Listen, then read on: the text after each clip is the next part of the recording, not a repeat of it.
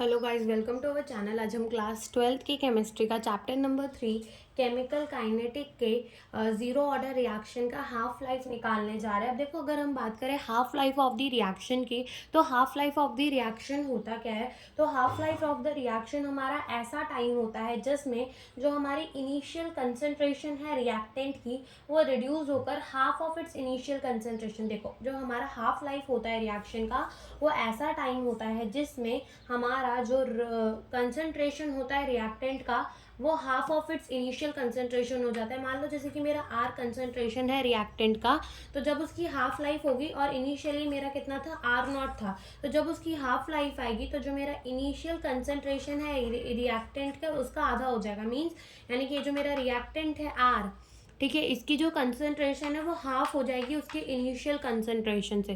तो ये होता है हमारा half life of the reaction. ठीक है, half life of the reaction क्या होता है? Half life of the reaction is the time in which the concentration of the reactant is reduced to one half of its initial concentration। और इसको represent कैसे करते हैं? T लिखते हैं और इसके आगे क्या लगा देते हैं? हाफ लगा देते हैं। इसको ऐसे रिप्रेजेंट किया जाता है। ठीक है, अब अपन half life of the reaction निकालते हैं जीरो ऑर्डर रिएक्शन के लिए।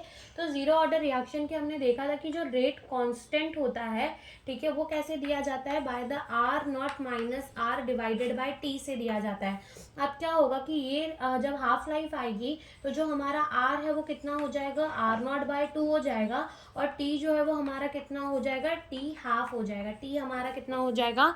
टी हाफ हो जाएगा।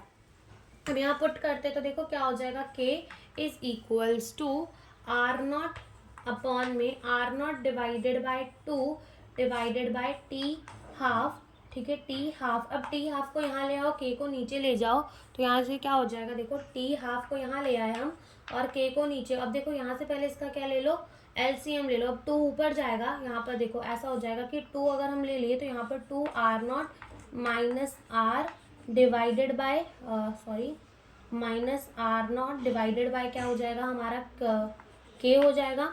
ठीक है, यहाँ से फिर अगर हम यहाँ पर 2 R naught minus R naught, तो कितना बचेगा? 1 आर नॉट बचेगा, एक ही आर नॉट बचेगा। तो इसको अपन ऐसे भी तो लिख सकते हैं कि टी हाफ जो है वो हमारा कितना हो जाएगा? R naught divided by 2k।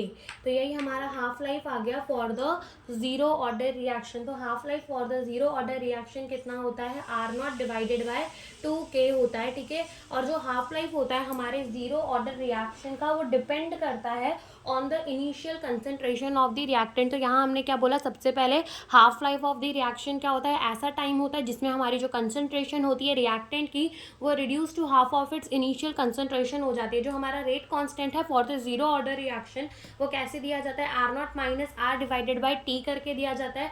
तो जब हमारा हाफ लाइफ आएगा तो जो आर है वो आर नॉट बाय 2 हो जाएगा, और जो टाइम है वो कितना हो जाएगा? टी हाफ हो जाएगा। देन हमारा जो रेट कांस्टेंट है उसमें हमने पुट किया आर नॉट बाय 2 और यहाँ पर टी हाफ। फिर क्या किए? टी हाफ को हम ऊपर ले गए और यहाँ से हमने इसका एलसीएम ले लिया, तो ये 2 R naught minus R naught divided by 2 into k हो जाएगा। ठीक है, अब क्या करेंगे कि इस आर नॉट को 2 R naught minus R naught, यानी कि एक ही आर नॉट बचा, तो आर नॉट डिवाइडेड बाय 2, और ये के जो है यहाँ पर मल्टीप्लाई हो जाएगा। तो यहाँ पर हमारा जो हाफ लाइफ होएगा for the zero order reaction, वो कितना हो जाएगा? आर नॉट बाय 2k आ जाएगा। तो ये हमारी half life of the reaction आ गई जीरो ऑर्डर की। Thank you for watching the video.